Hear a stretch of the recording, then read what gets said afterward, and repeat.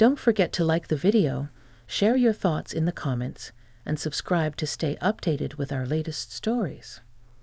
It's funny, isn't it, how life can just amble along, steady as a slow river for years, and then suddenly, one unexpected conversation can send ripples across everything you thought you knew about yourself. That's what happened to me, Sarah, just last spring. Mark, my husband, bless his cotton socks, is a man of routines.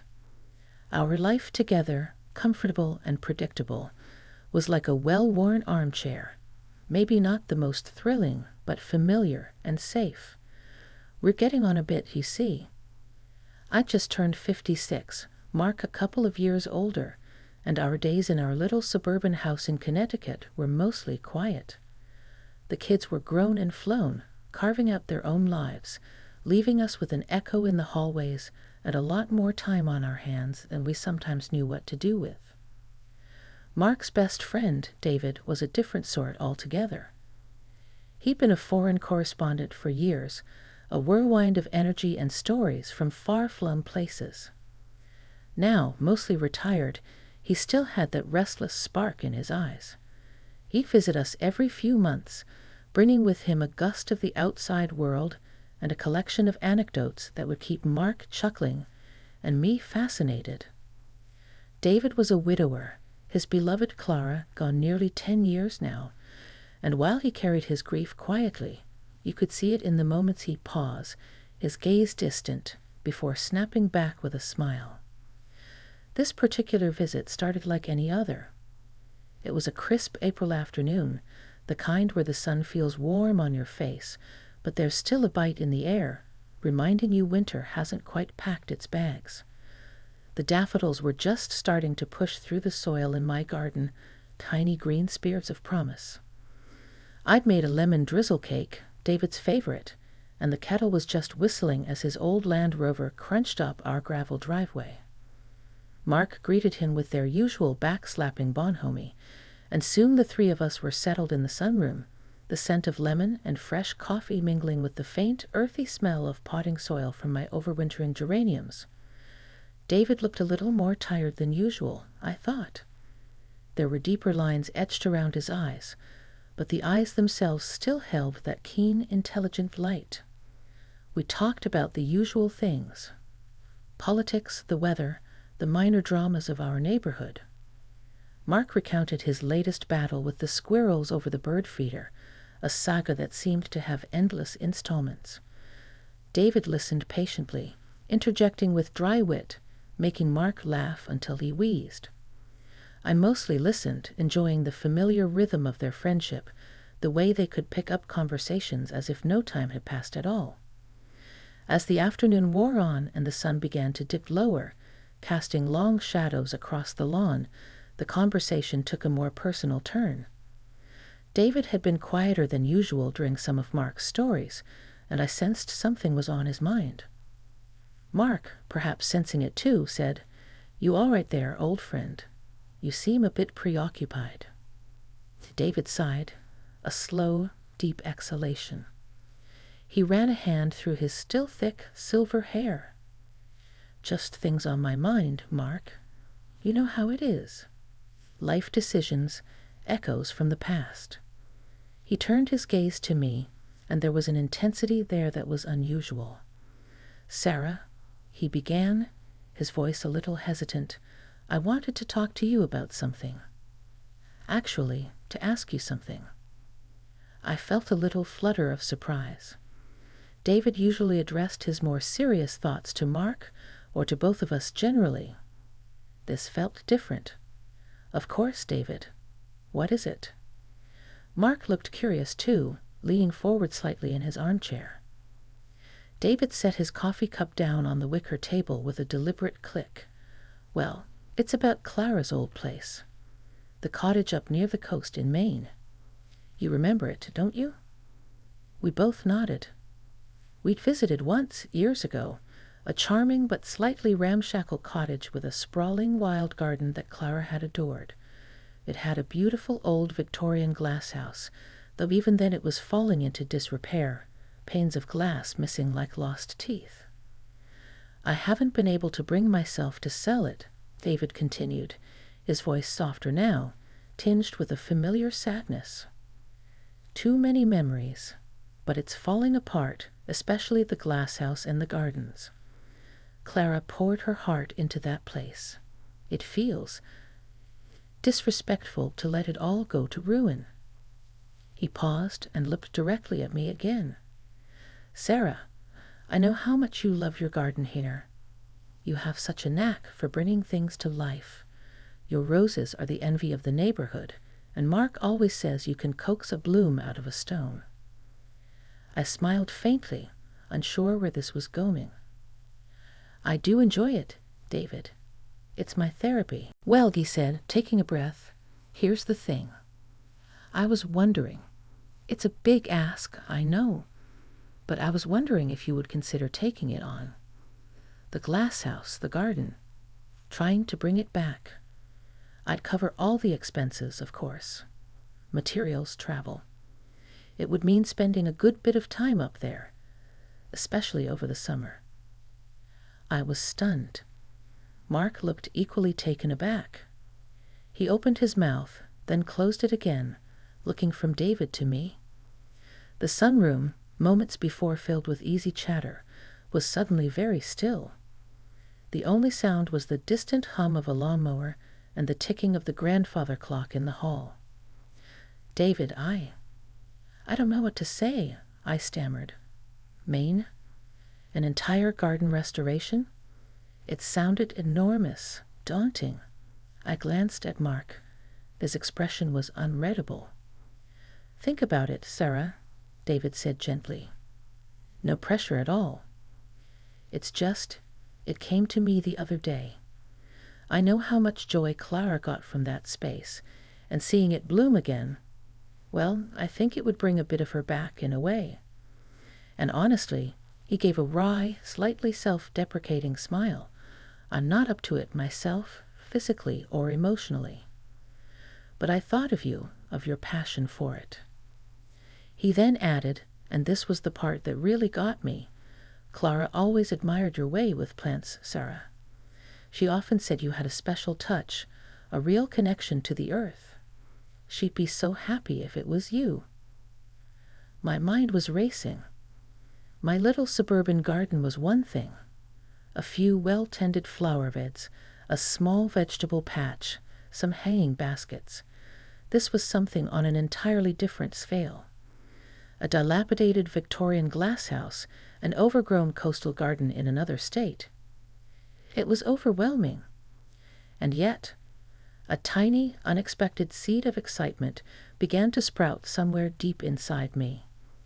The thought of nurturing something so neglected, of coaxing life back into a place that had once been loved so dearly. It was a powerful image.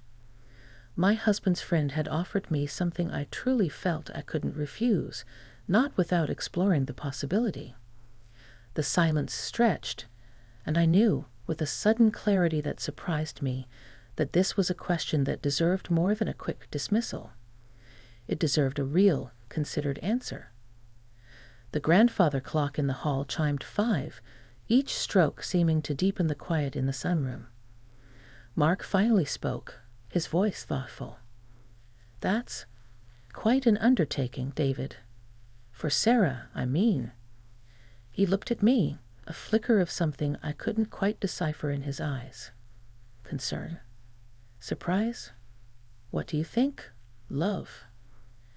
I took a slow breath, trying to gather my thoughts, which were whirling like autumn leaves in a gust of wind.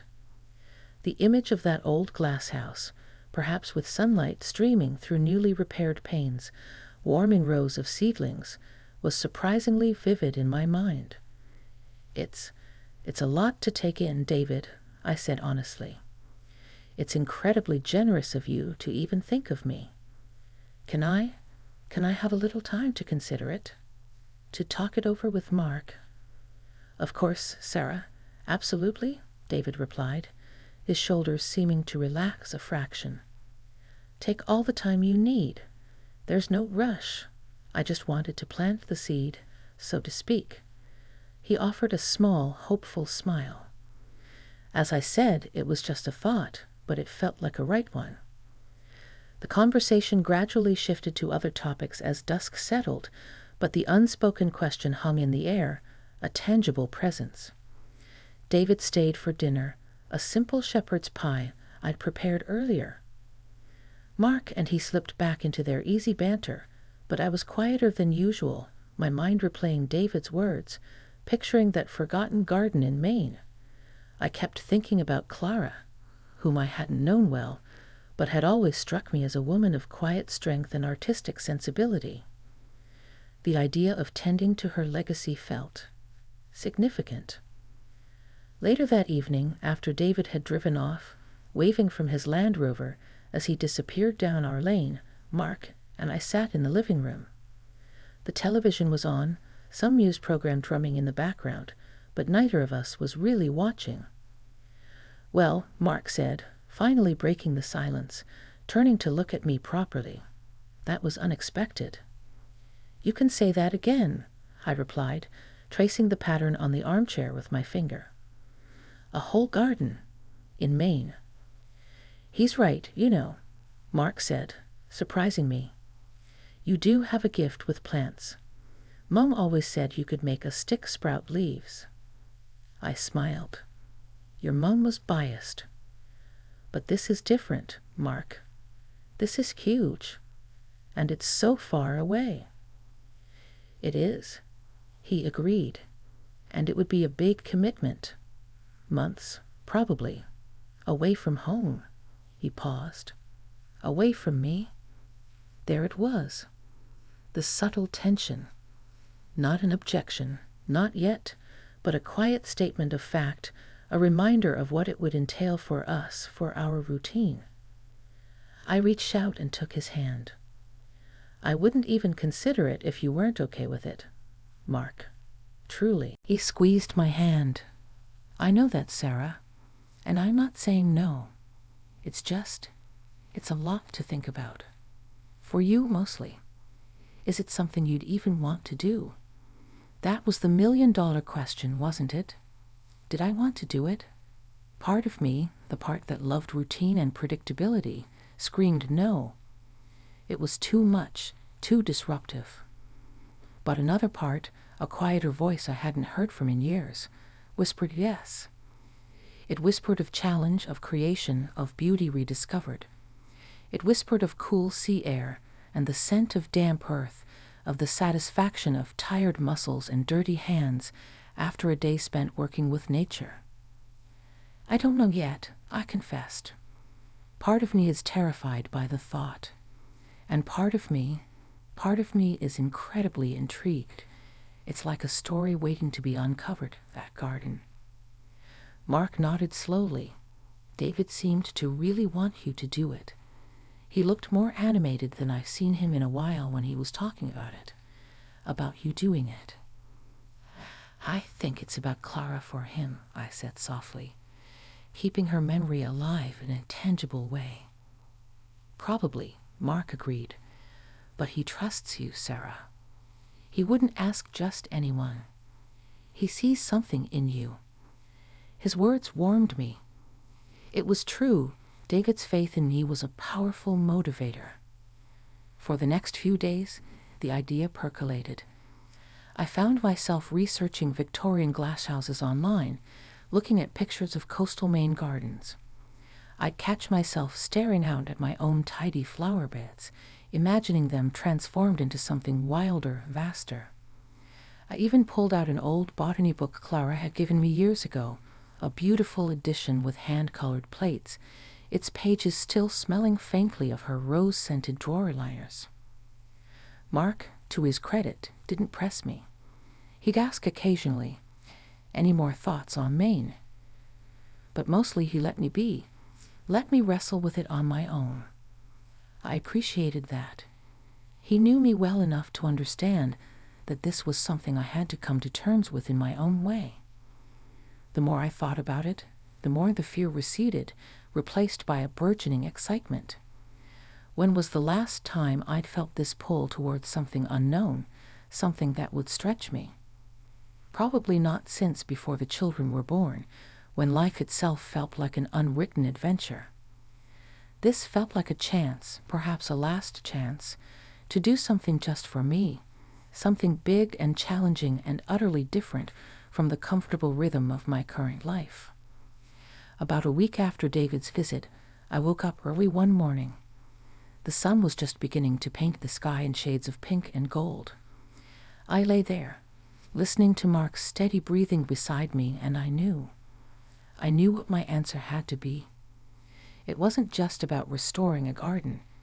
It was about restoring something in myself, too. A sense of purpose, perhaps, or a connection to something elemental and wild that had been dormant for too long. Later that morning, over breakfast, I told Mark, "I want to do it," I said, my voice clearer and more confident than I'd expected. "I want to take on Clara's garden." Mark looked up from his newspaper, a slow smile spreading across his face. "I had a feeling you might say that," he said. "Are you sure, love? Really sure?" "I am," I affirmed. "It feels right. Scary, but right." "Then you should do it," he said simply, reaching across the table to take my hand. "We'll make it work. I can come up on weekends sometimes. And there's always FaceTime, right?" Tears pricked my eyes. His support meant everything. "Thank you, Mark." "Nothing to thank me for," he said, his gaze warm. "It'll be an adventure for you. And frankly," he winked, "I'm looking forward to hearing all about your battles with the Maine squirrels. They're probably a tougher breed than our Connecticut ones." I laughed, a genuine, light-hearted laugh. The decision was made. That afternoon, I called David. His voice, when he answered, was laced with a hopeful anticipation. "David," I said, "it's Sarah." "Sarah. Any thoughts on my rather outlandish proposal?" "Yes," I replied, a smile in my voice. "I'd love to. I'd be honored to try and bring Clara's garden back to life." There was a moment of silence on the other end of the line, and then I heard him let out a shaky breath. "Oh, Sarah," he said, his voice thick with emotion. That's wonderful news. Truly wonderful. Thank you." "Don't thank me yet," I said, laughing a little. "I haven't pulled a single weed." "You will," he said, his voice full of a newfound energy. "I know you will. This means more to me than you can imagine." And so it began. The arrangements were made with surprising speed. David, true to his word, seemed to have a renewed vigor. He sorted out finances, arranged for an initial survey of the glass house to assess structural integrity, and sent me boxes of Clara's old gardening journals and seed catalogs. Reading through Clara's spidery handwriting, her meticulous notes on planting times and soil conditions, her sketches of dream flower beds, I felt a growing connection to this woman I'd barely known, and a deeper understanding of what this garden had meant to her. Mark helped me pack. It felt strange, packing for an entire summer away. We sorted through clothes suitable for mucking about in dirt and damp, sturdy boots, sun hats. He bought me a new set of high-quality gardening tools as a bon voyage gift. "You'll need the best if you're taking on a jungle," he'd said, only half joking. The day I was due to leave, Mark drove me up to Maine. It was a long drive, nearly 6 hours. We talked, listened to music, and sometimes just sat in comfortable silence. As we crossed the state line into Maine, the air seemed to change, becoming crisper, saltier. The landscape grew more rugged, the trees taller, the coastline more dramatic. When we finally turned down the narrow, unpaved lane that led to Clara's cottage, my heart was pounding. The cottage itself was charming, a weathered gray shingle building nestled amongst windswept pines, but it was the garden, or what was left of it, that took my breath away. It was a wilderness. Tangled vines choked what might have once been rose bushes, Waist-high weeds carpeted the flower beds, and the lawn was a rough, uneven meadow. And then there was the glass house. It stood at the far end of the garden, a once elegant structure of iron and glass, now looking forlorn and forgotten. Many panes were indeed missing or cracked. Ivy crawled up its sides, and the paint was peeling. Yet even in its dilapidated state, it possessed a haunting beauty, a skeletal grace. Mark whistled softly beside me. "Well, Sarah," he said, putting an arm around my shoulders, "you certainly have your work cut out for you." I nodded, a wave of doubt washing over me. This was so much bigger, so much more daunting than I had imagined from the photographs and descriptions. Could I really do this? For a moment, panic flickered. Then David emerged from the cottage, his face alight with a welcoming smile. He'd driven up the day before to get things aired out and essentials stocked. "Sarah, Mark, welcome," he called out, striding towards us. "What do you think?"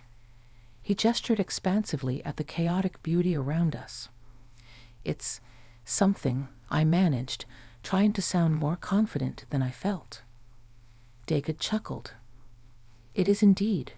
But it has good bones, as they say. Clara always said this garden had a soul." He looked at me, his expression earnest. "And I know you're the one to help it find it again, Sarah."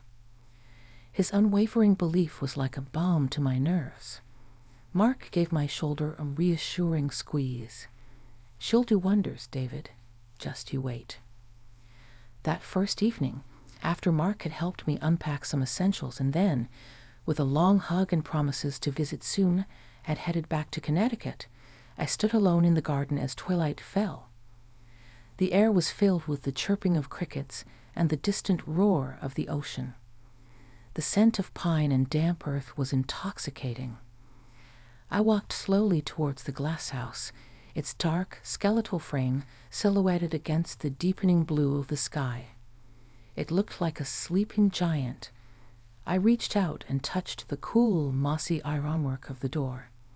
It was locked, but David had given me the key, a large, old-fashioned iron key that felt heavy in my hand. With a deep breath, I fitted it into the lock. It turned with a rusty groan, and the door creaked open, releasing a gust of air that smelled of decay, old soil, and trapped time. Inside, it was even more derelict than I'd imagined. Broken pots lay scattered, cobwebs draped every surface like macabre decorations, and the few remaining plants were long dead and withered. But through the grimy, broken panes of glass, I could see the stars beginning to appear in the night sky. And in that moment, standing in the heart of that forgotten, decaying structure, I didn't feel overwhelmed. I felt a profound sense of peace and an unshakable resolve. This was my challenge. This was my story to uncover. And I couldn't wait to begin. The journey ahead was vast and unknown, but the first step had been taken, and there was no turning back. The next morning, I woke with the sun. The cottage was rustic, but David had made sure it was comfortable enough. There was a small, functional kitchen, a cozy living area with a stone fireplace, and a bedroom with a window that looked out over the wild garden.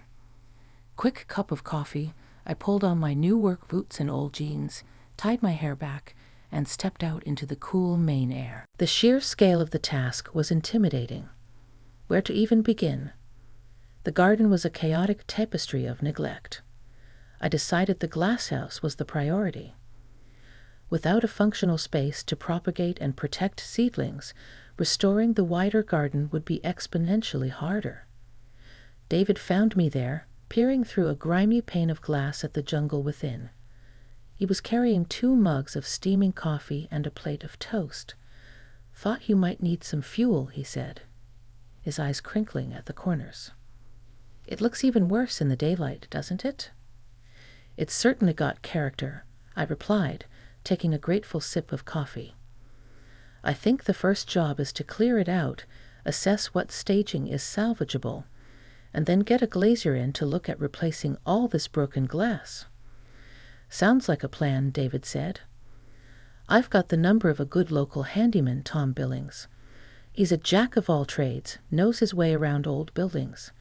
He could probably help with the glass and any structural repairs needed for the frame. So the first few days were a whirlwind of clearing and cleaning.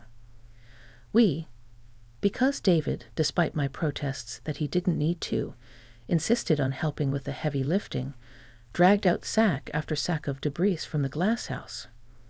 Rusted tools, shattered pots, tangled masses of dead vines, ancient bags of hardened compost. It was back-breaking work, and by the end of each day, every muscle in my body ached. But it was a satisfying ache. With every load of rubbish removed, the true form of the glass house began to emerge, like an archaeologist slowly brushing away centuries of dust to reveal a hidden treasure. We uncovered original slate flooring beneath the layers of dirt and detritus, and surprisingly intact cast iron staging along one wall. Tom Billings, the handyman, came by. He was a taciturn Mainer, a man of few words but capable hands. He surveyed the glass house, tutted at the state of the glazing, but declared the iron frame solid as a rock, mostly. He promised to draw up an estimate for replacing the glass and repairing the ventilation system. During those early weeks, David and I fell into a comfortable rhythm. He'd help for a few hours in the morning, then retreat to the cottage to work on his own projects. He was trying to catalog Clara's extensive collection of botanical prints.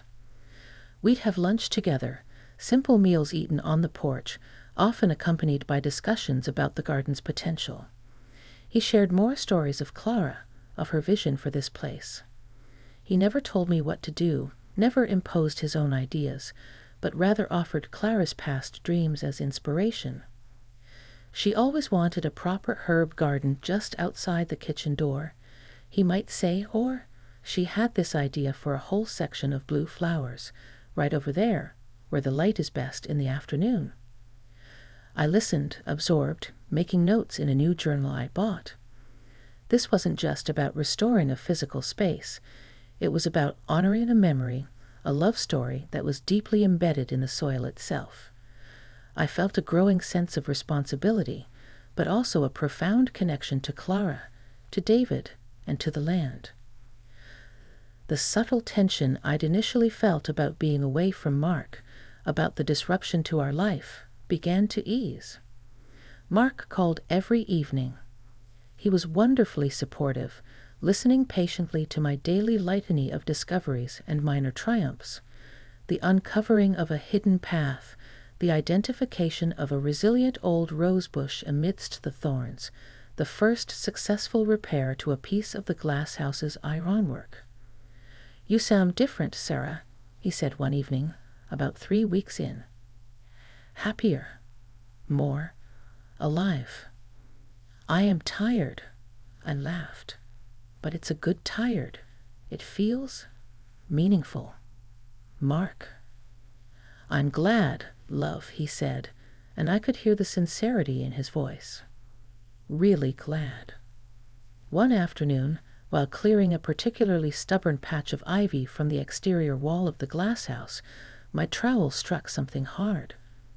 Brushing away the soil and leaves, I uncovered a small weathered stone, almost completely buried.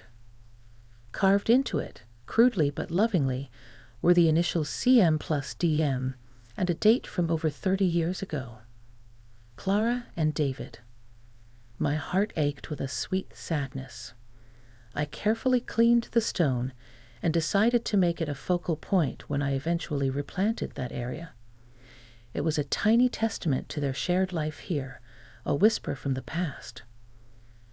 When I showed it to David that evening, his eyes misted over. He picked up the stone, his fingers tracing the carved letters.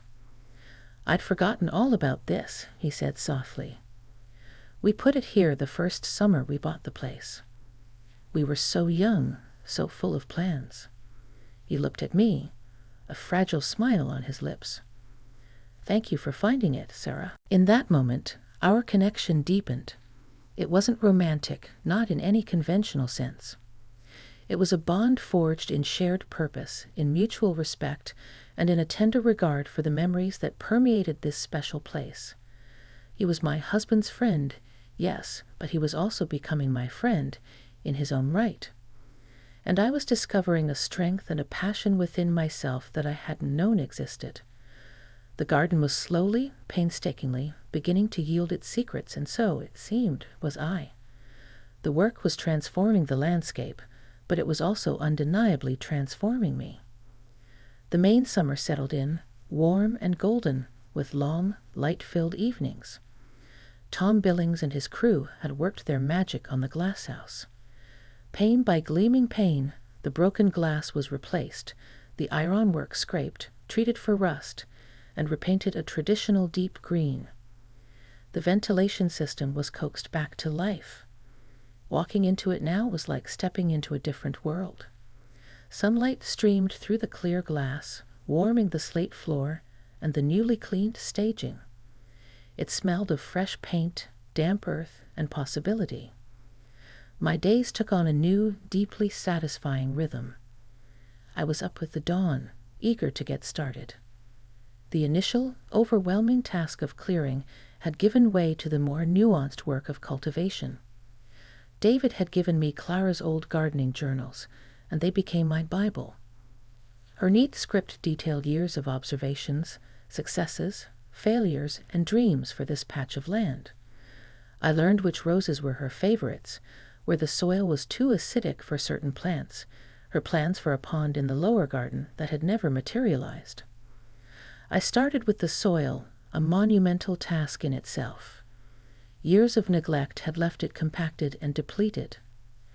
I ordered tons of compost and manure, and spent weeks digging, turning, and amending, working my way methodically through the overgrown beds.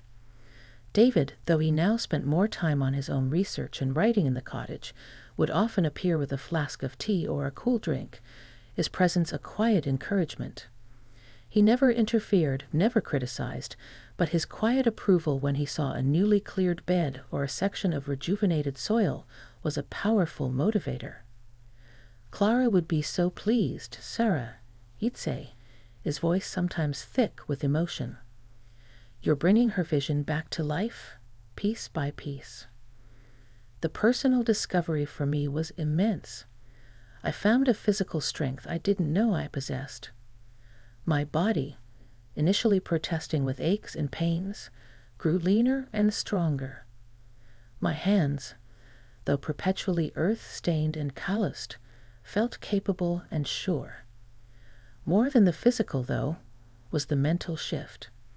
The constant, gentle focus required for gardening, observing the subtle changes in light and weather, tending to the individual needs of each plant, was incredibly meditative.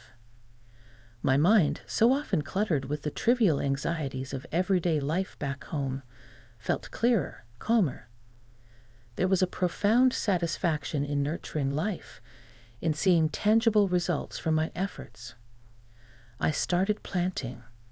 First in the glasshouse, rows upon rows of seeds, heirloom tomatoes, delicate lettuces, herbs of every description, and flowers, so many flowers. Clara had loved vibrant, cottage-style blooms, lupins, delphiniums, hollyhocks, cosmos. I pored over her old seed catalogs, many from specialist nurseries that, amazingly, still existed, and tried to choose varieties she would have loved. Mark came up for a long weekend in July. I was nervous for him to see it, to see me. Would he think I'd gone completely feral? He arrived to find me coated in mud, wrestling with a particularly stubborn root, my hair escaping its ponytail in damp wisps. He just grinned, pulled me into a hug, mud and all, and said, "Wow, Sarah. Just wow." He spent the weekend helping me, surprisingly adept with a spade. We worked side by side, talking and laughing more easily than we had in years. He saw the change in me, not just the physical toughness, but a new light in my eyes, a renewed sense of purpose. "This has been good for you, hasn't it?" he said one evening as we sat on the porch watching the fireflies dance over the newly dug beds. "More than good, Mark," I replied, leaning my head on his shoulder. "It's been transformative." The climax of that summer's work wasn't one single moment, but rather a slow, unfolding miracle. It was the day the first of Clara's beloved Queen of Night tulips, whose bulbs I'd painstakingly sourced and planted in a sheltered spot David had pointed out, unfurled its deep maroon petals. It was the afternoon I stood back and looked at a long border, once choked with weeds, now bursting with a riot of colorful zinnias and snapdragons, buzzing with bees. It was the evening David walked into the glass house, now lush with tomato vines heavy with ripening fruit and the scent of basil and rosemary, and simply stood there, tears welling in his eyes. He didn't say anything for a long moment, just slowly looked around, taking it all in. Then he turned to me, his voice husky. "She's here, Sarah. Clara, I can feel her. You've done it. That was my reward." That was the culmination of all the sweat, the aching muscles, the moments of doubt. It wasn't just about plants and soil. It was about connection, about healing, for the garden, for David, and for me. I had unearthed not just roots and stones, but a deeper understanding of myself and the quiet, powerful ways we can touch each other's lives, even across the veil of loss. The garden was breathing again, and in its breath I found my own. As summer began to wane, the days shortening and a cooler tang appearing in the Maine air, a different kind of beauty settled over Clara's garden. The vibrant, almost frantic energy of midsummer blooms gave way to the richer, deeper hues of autumn. The sunflowers, which had stood like golden sentinels all season, began to bow their heavy heads, their petals a feast for the goldfinches.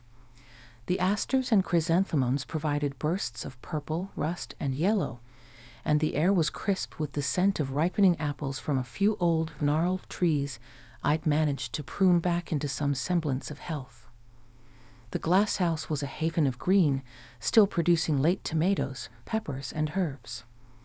I'd started taking cuttings, propagating plants for next year, just as Clara's journals described. The rhythm of the work changed from intensive reclamation to more thoughtful tending and planning for the future. David and I spent many evenings poring over catalogs and sketches, discussing what might be done next spring. There was always more to do, of course. A garden is never truly finished. But the transformation was undeniable. From a forgotten wilderness, it had become a place of beauty, peace, and vibrant life. Mark came up for a final visit before I was due to head back to Connecticut for the winter. He walked through the garden with me, hand in hand, and his admiration was genuine. "It's incredible, Sarah," he said, shaking his head in amazement. "I honestly didn't think it was possible to do this much in one summer. You're amazing." "We did it." I corrected him gently, glancing towards the cottage where David was making tea. David's support, Clara's inspiration. It was a team effort, in a way. But I knew what he meant. I had poured myself into this place, and it had given back to me in ways I could never have anticipated.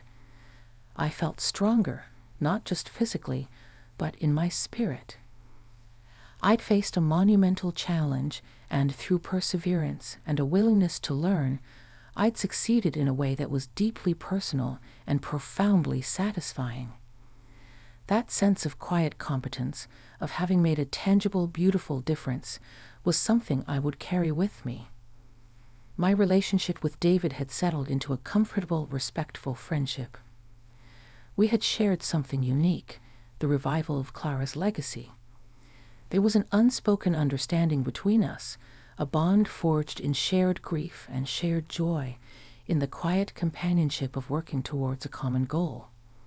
He was still Mark's best friend, but he was now my friend too, someone who had seen a potential in me I hadn't recognized in myself and had given me the extraordinary gift of allowing me to discover it. The day before I left, David and I walked through the garden one last time. He was quieter than usual, a thoughtful expression on his face.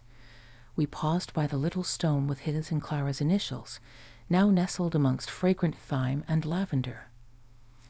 "I don't know how to thank you enough, Sarah," he said, his voice low. "You've given me back more than just a garden. You've brought light back into this place. Clara, she would have loved you. She would have loved what you've done." "It was my privilege, David," I replied sincerely. "This garden, Clara's spirit, they've given me a lot too. A part of myself I'd forgotten." He nodded, understanding. "You'll come back next spring?" he asked, a hopeful note in his voice. "There's still so much potential."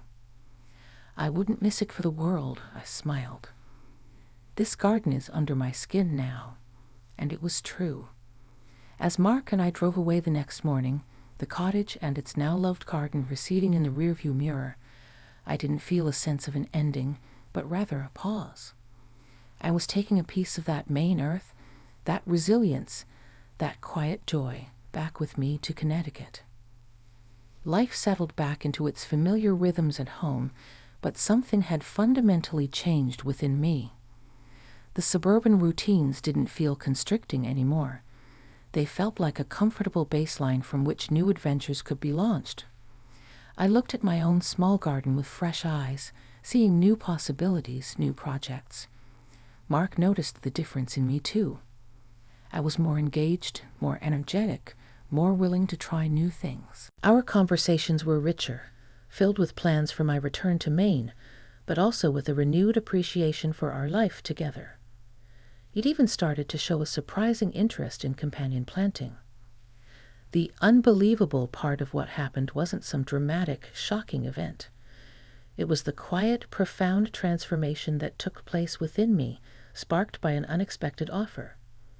It was the discovery that at 56, I was capable of reinventing a part of myself, of finding new passion and purpose. It was the deep, respectful, and entirely platonic emotional connection I'd forged with David, a friendship built on shared memories and mutual creation. It was the realization that the most meaningful experiences are often those that allow us to nurture something outside of ourselves, and in doing so, nurture our own growth. That winter, I planned I read. I dreamed of the Maine garden. I talked to David regularly, sharing ideas, and he'd send me photos of the garden under a blanket of snow, promising that its bones were strong, waiting for spring. And when spring did finally arrive, with its tentative sunshine and the first brave crocuses, I knew exactly where I needed to be. The offer David had made, the one I couldn't refuse, hadn't just been about restoring a garden. It had been an invitation to restore a part of my own soul, to rediscover the quiet joy of creation, and to understand that emotional connections, in their many forms, are what truly make our lives bloom. And believe me, that's a kind of magic you don't easily forget.